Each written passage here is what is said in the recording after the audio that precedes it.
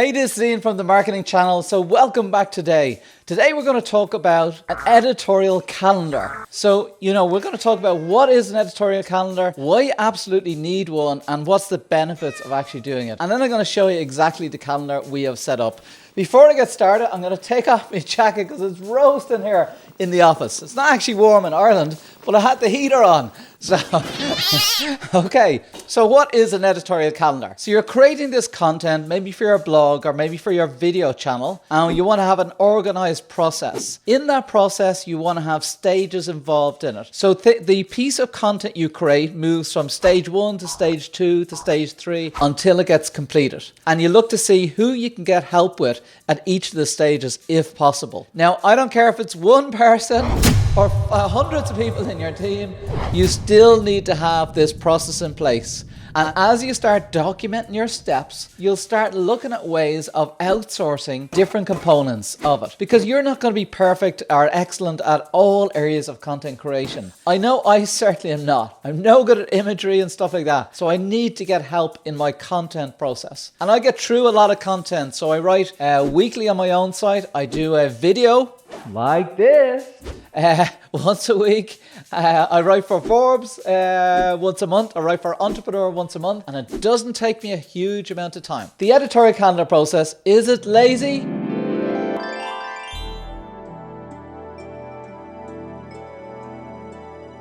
I don't think so. No, not lazy. It's just been about productive.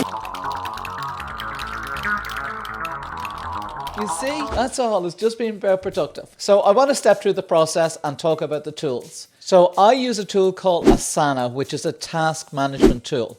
So I use Asana for mapping out the editorial calendar process because I love the way you can do it in boards, and that's like in sections. Well, I'll show it to you in a second, you'll see. And you can also use Trello if you want, and that's another tool you can use for free. So let me step through our process. Number one, numero uno. So what we do, I have such a command of foreign languages. Number one, ideas. When I get ideas, I jot them down in Asana. So I get an idea and I put it down there. So I'm reading lots of content, I'm listening to podcasts, I'm going to conferences, I get an idea for a piece of content, I jot it down. You may not actually deliver on this piece of content, but you want to have a lot of ideas. So when you sit down to write content, look, a blank page is no good to you. You need to have a list of potential ideas. Now, from the potential ideas, something will come out of them. It might be a mix of two ideas together, or it might be that idea might be perfect, or whatever. And then from those ideas, you go into content creation. So that's the next section of your process. For content creation, now what happens is I work on a piece of content, and Mariana, who works as part of my team, works on a piece of content.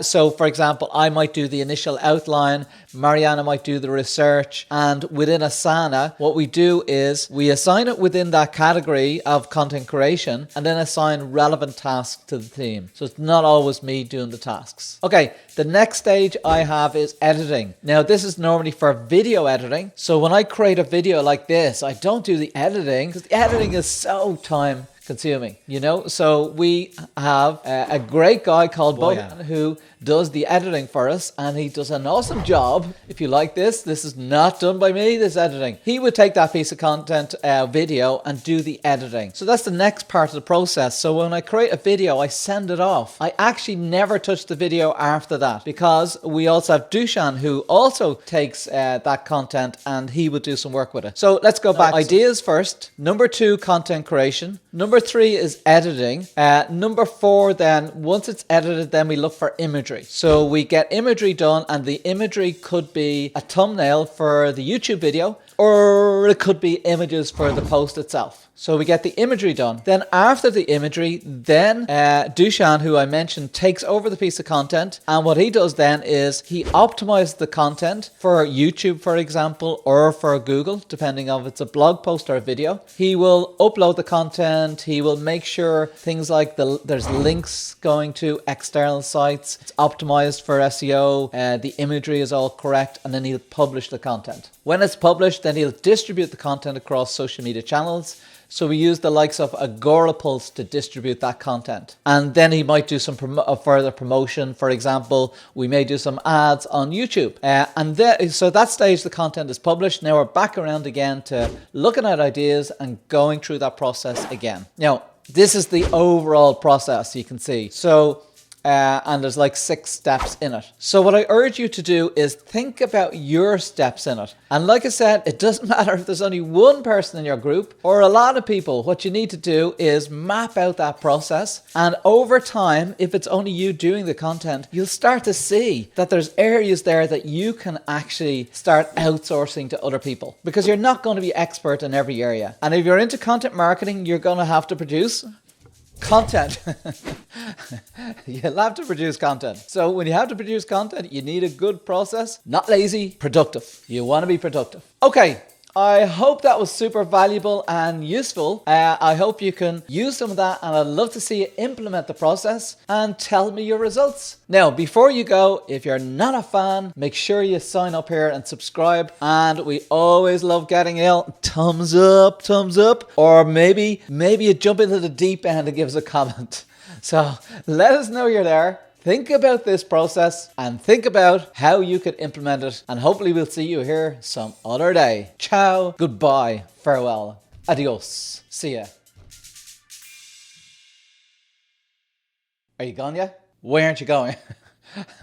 I'm gonna go now. Okay, that's it. Goodbye. Go back to work. Cheers.